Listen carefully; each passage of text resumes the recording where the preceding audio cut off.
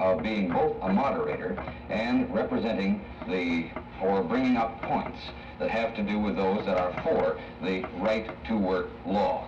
Comments that I may make do not necessarily represent those of this station or the moderator of the program. Meeting our guests tonight, we have on my left the president of the Mississippi Labor Council, Mr. Claude Ramsey. Nice to have you with us tonight. And on my right, Mr. Tom Knight, who is the secretary-treasurer of the Mississippi Labor Council.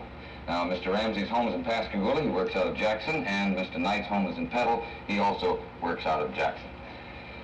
Well, gentlemen, to get this thing off to a start that I think, to build it to a very definite point right at the beginning, it seems to me, in a general way, that if I, as an individual, feel the opportunity that I want to work somewhere, there should be no influence outside of a relationship between myself and an employer for my right to go to work. In other words, I shouldn't have to worry about a union as such. And according to the folks in the Labor Council, they say that there is unionism involved. Now what is my position there?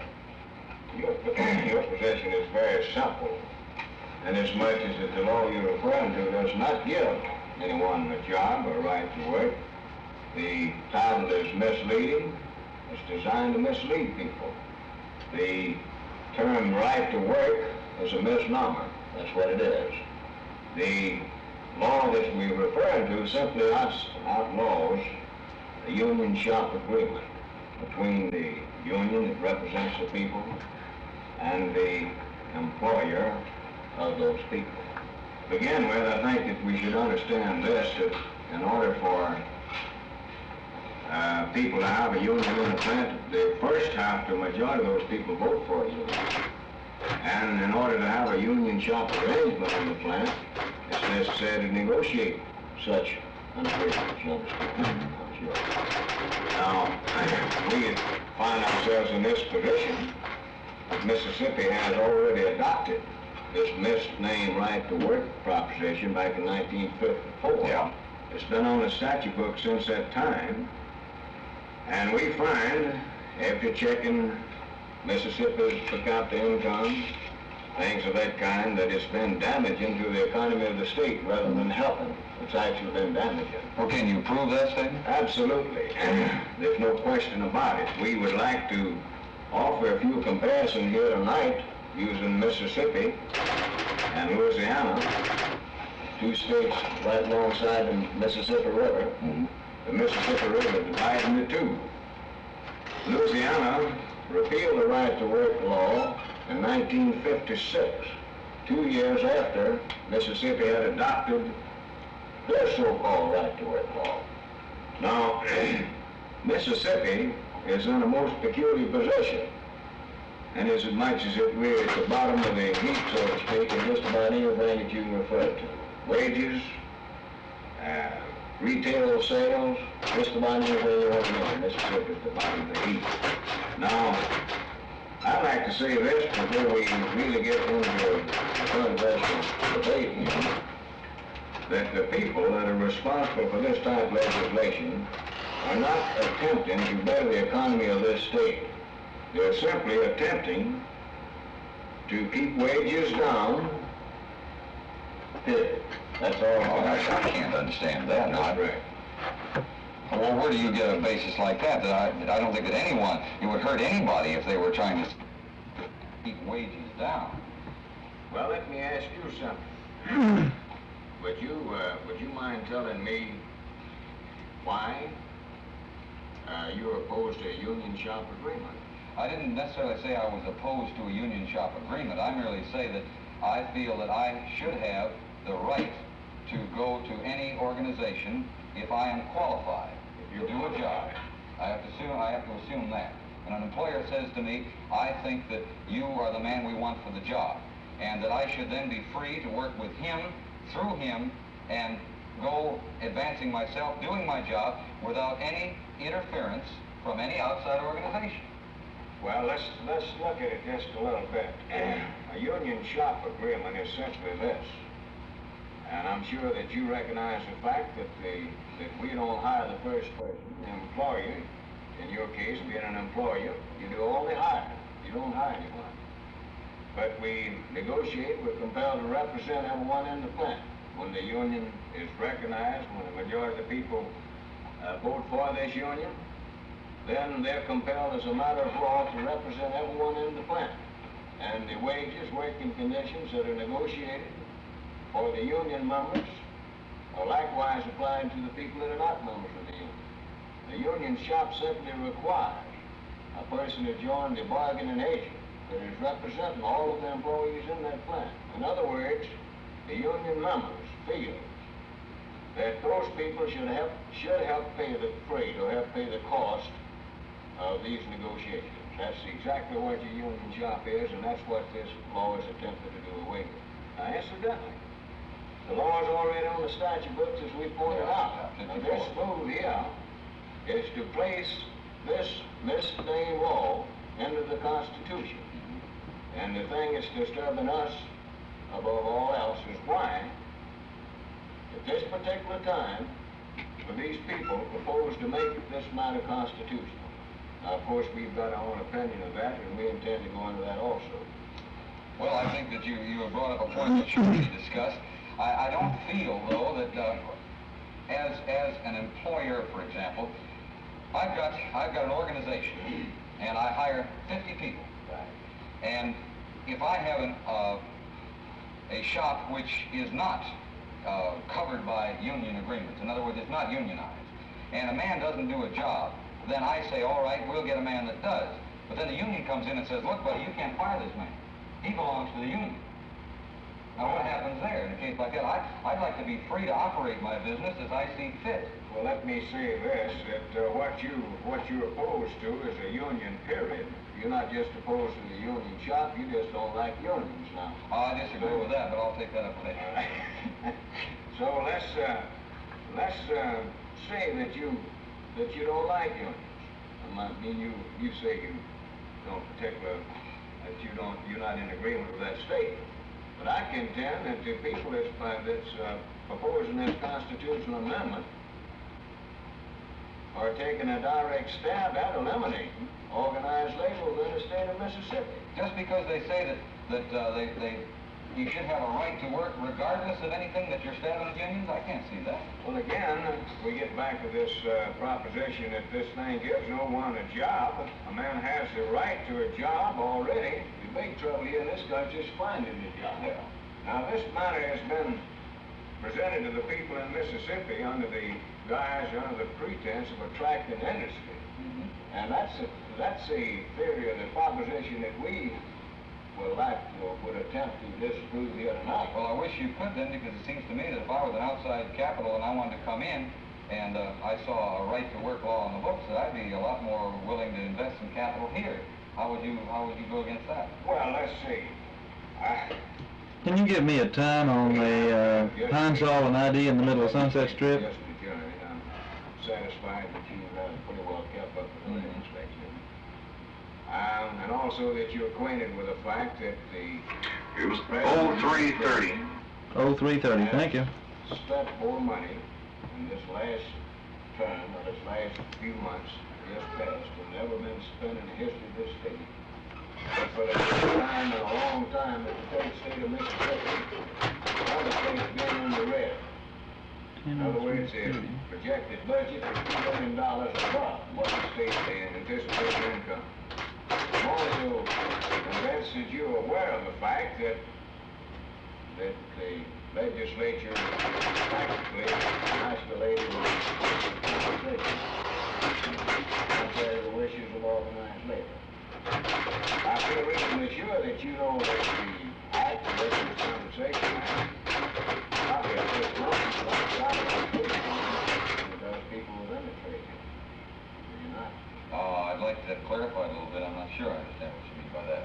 Well, the people in the trade unions are in a much better position to protect themselves in regards to workers' compensation. The people outside of the trade union movement do not have that the protection. If you recall, back when a lot of promises were made for old people,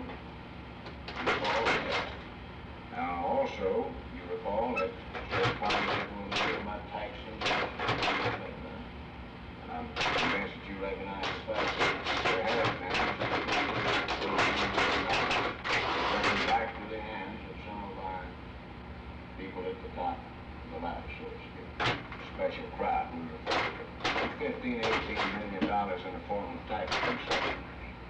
You're talking about I'm talking about the reduction in tax. Yeah. That's what I'm referring to. Now, these things have all been done under pretense of attracting industry in the state of Mississippi. All of them have been done under that pretext. Some of the things that should be of vital interest to people in the state haven't even been touched yet. One, local option of Worcester. The other one that should be of vital importance to the people of Forest County and Jones County in particular is energy apportionment. I'm satisfied that you recognize the fact that these two counties are actually underrepresented in the state legislature. I'll buy that. You're claiming the fact that approximately two-thirds to 75% of the state's income is derived from the southern part of Mississippi, are you not? I would say that based on population, we'll have to be that way, yeah. Also, approximately 75% of the people in Mississippi live south of Highway 8. You're claiming with that fact? I don't know that in fact, I know the majority. I mean, this is approximately, it's relative. Now, this is a position we've been placed in. We've been called for this thing also, along with some other people. The majority of people, for instance, income their own state with, yet they're allowed only 1/3 of the vote as to how that money's going to be spent. This representative government of ours has now decided that they should saddle the trade union movement with a law that's designed through clause to attract people outside of our movement. This is not in the Constitution. It's a law. That's all it is. It misrepresents the truth. Now, with the fraud, 18 states have gone along with the fraud. Well, let me say this. 18 states, sure. If you want to go back just a few months back during the last election, we had 6 states that had the sign on the ballot. The Republican Party, by the way, this is their baby, they originated, and it took them down in defeat practically in all states. Senator Nolan from California lost the election, trying to become governor of California by the people of California aware of what's being done or attempted to be done with this type of legislation. Bill Nolan won the governor's election in California by some measure just right the way things what took place. Now, I feel that you should be enlightened a little bit more about this union shop proposition that we're talking about, and by what percentage it's been disapproved by people that we We've had a number of elections that were conducted in this as a result of the National Labor Relations Act,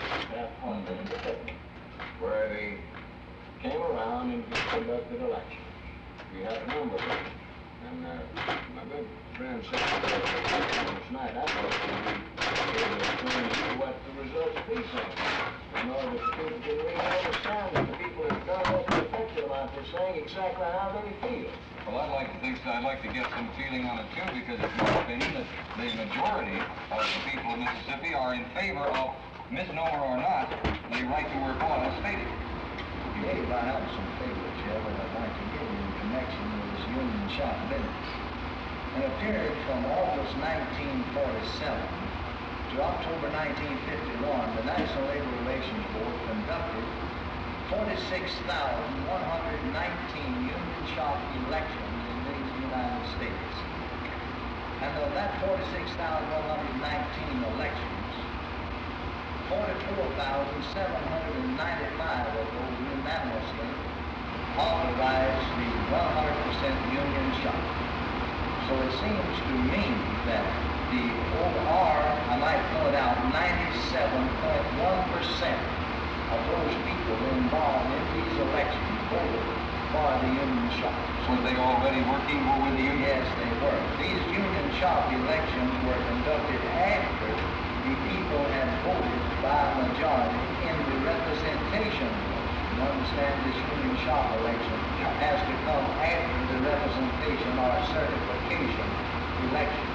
So that is what I'm pointing out here, that it seems to me to be be very significant that 97.1% of these people want to be 100% union shop. And that is the thing that this very much misled right to work thing is going to tear down in Mississippi if it is put in the Constitution, where you have virtually no chance of ever getting it out of the Constitution and off of the books of the state of Mississippi. Well, this the right to work law doesn't preclude the knockout unions. It really gives the employee or a potential employee a right to get a job without having to get it. Well, yes, Dave, that's true, but you must realize this, that when you do that, certainly you are creating within that collective bargaining unit or within that plant, regardless of how large or how small it might be, you're creating an amount of differences. You're having two sides of the fence, so to speak, where the harmony is not at all good. You've got some belong to the union, some don't belong to the union. It's not good for labor. And when you have something like that that tends to irritate people, certainly you don't have the production that you would have otherwise. You don't have the contented, satisfied person who is ordinarily capable of doing the job. They're not going to reach the production that they would otherwise. And when you do that, and when you have these conditions existing in industry today, certainly production is not going to be what it should be. And when it's not what it should be, then you're not getting out the production that you need in order to meet the demands. In return, the merchandise that is produced is not on the market to buy for the consumer. The person does not carry as much money home on payday in their pay envelope. So therefore, you are injuring to a great degree the economy of our community and of our state and the nation for that matter. I don't know. I can't go completely along with you there. I see your point, and I think it's well taken as far as it goes. But you're presuming that the union is not satisfactory to a certain group of people in this organization. Therefore, you've got, as you say, a split organization, part union, part not. Confusion. Therefore, the operation production is not up. It seems to me that if an organization, union or not, is producing a product, and if the union can offer after the employee goes in on his own accord, and the union is there, we'll say, or is around, and the group feels that the union would be more beneficial to them than not, then of course that's fine, and they should have it, but they should have the choice of going into the union, and then perhaps everybody would. It seems to me logical that if a large 100 people in an organization see something, and if all, or 99 of them say, well, gee, this looks good, we'll go along with it. But if 60 of them don't like it, but they're forced to go into it anyhow, then... Well, let me say this, Dave. Let me interrupt you just a minute. The proposition that we have before us is whether or not this matter be placed in the Constitution. Yeah. We still have the law, even though it's voted down. The law will still be in effect. But the thing that's concerning us is why these people want to place this matter into the Constitution, and I think it should disturb this state very much, because it should be disturbed. Now, I told you earlier that this thing had been passed or adopted by the House and the Senate to be placed before the people on June 4th and the 7th to determine whether or not to be placed in the Constitution. It's all been done under the pretense of helping industrialize the state. Now, we've had enough expense already in the state, having gone the statute books. We can make some pretty good comparisons with our sister state of Louisiana. And this proves that theory in its entirety. And I'd like to quote you a few things at this time, and then I want to also read you a little article in a copy of the Jacksonville News. Mississippi had the lowest per capita income of any state in the nation in 1948. The same thing applies in 1950. Is that because of lack of union? We're gonna point out and make a comparison. All right, I'm sorry. I think possibly that the lack of union certainly has a little bit better on this lookout. I didn't mean to interrupt you. It's all right. The average of the national income was in 1954 $1,770. In 1958, $2,057. This is that was a $277 gain over the 4-year period.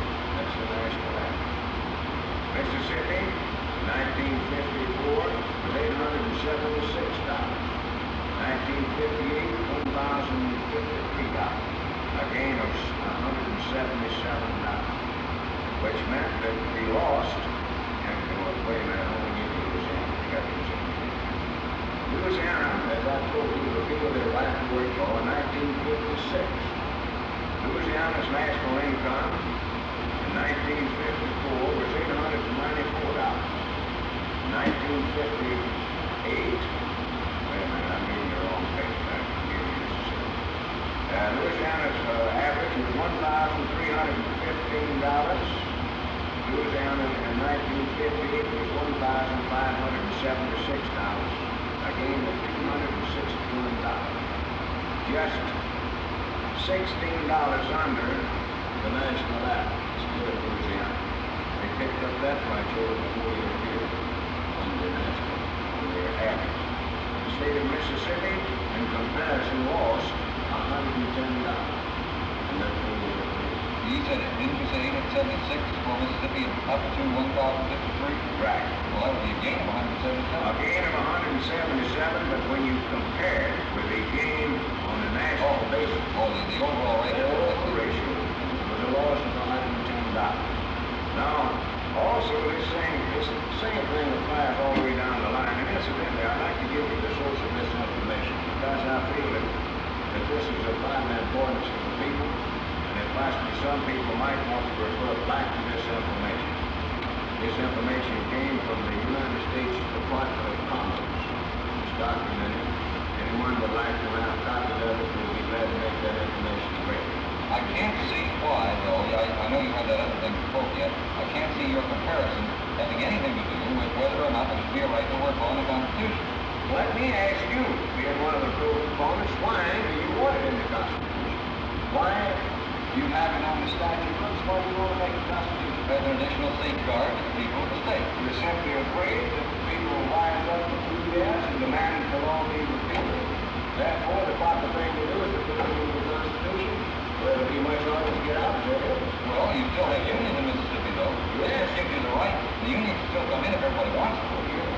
But you've got to understand the motive here. The motive here is not to protect the guy. The motive here is to make the union weak, or that they won't be able to do as good a job of collective bargaining. That may happen. The union shop is of vital interest to the employee. People within the plant are much better satisfied. It means that the union can deal with the employee without fear of having a union destroyed around them. That's how simple it is. If you believe in the theory of collective bargaining, you shouldn't have any fear of the union shop. That's how simple. Would you like for me to read it? I got to see what you have there. The paper that I have here before me is the Jacksonville News. Jacksonville News, May the 11th issue. The gentleman I'm about to quote addressing the Delta State Council, incidentally one of our more relevant groups in the state of Mississippi.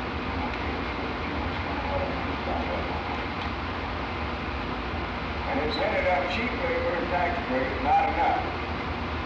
Industry seeks progressive towns, Delta Council told.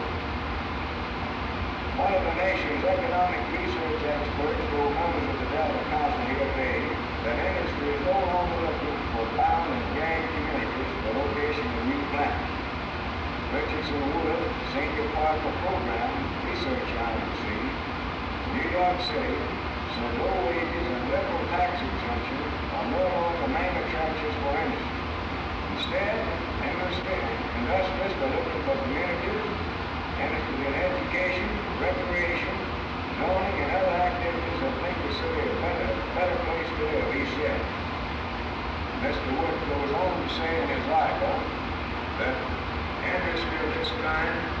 that's not trying to board organized labor. And as proof of that fact, I'd like to point to Pastor Group, Jackson County in particular. Jackson County is possibly one of the most heavily industrialized counties in the state. We're expanding by leaps and bounds.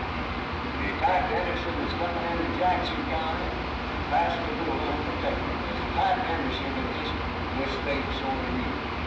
Labor's not opposed to industrializing the state. Certainly we want the state industrialized. It benefits you too. Certainly.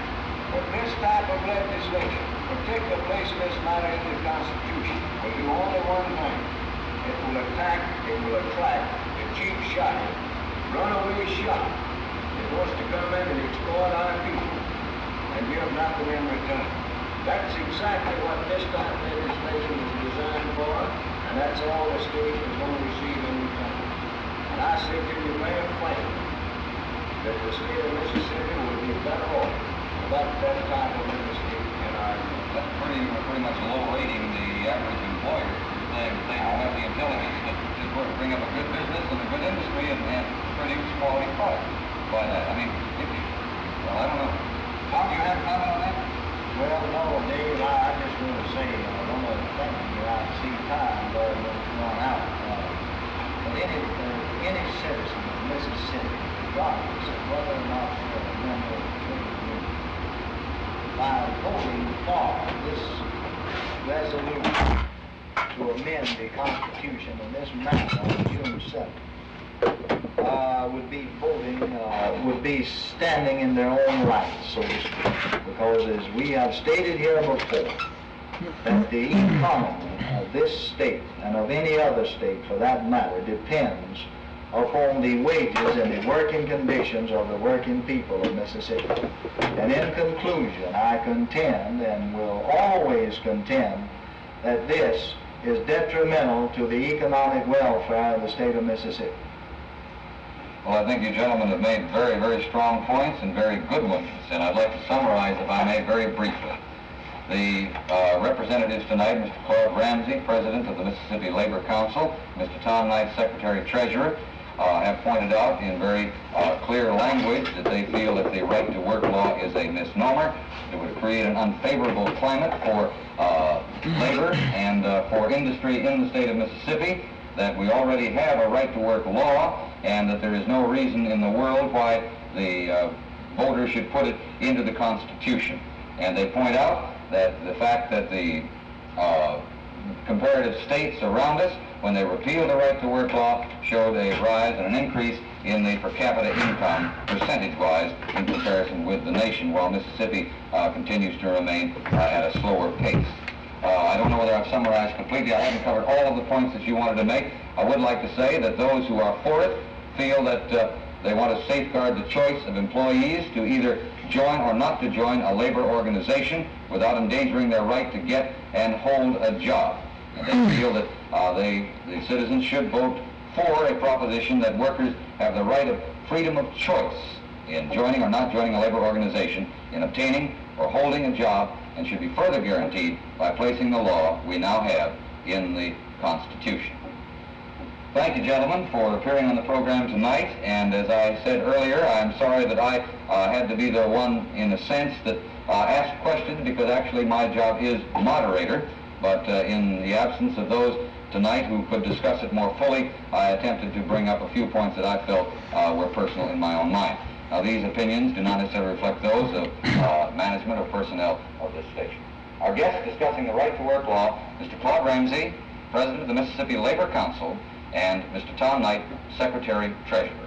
Thank you, and we invite you to watch next week when Charles Shade will be the moderator of controversy.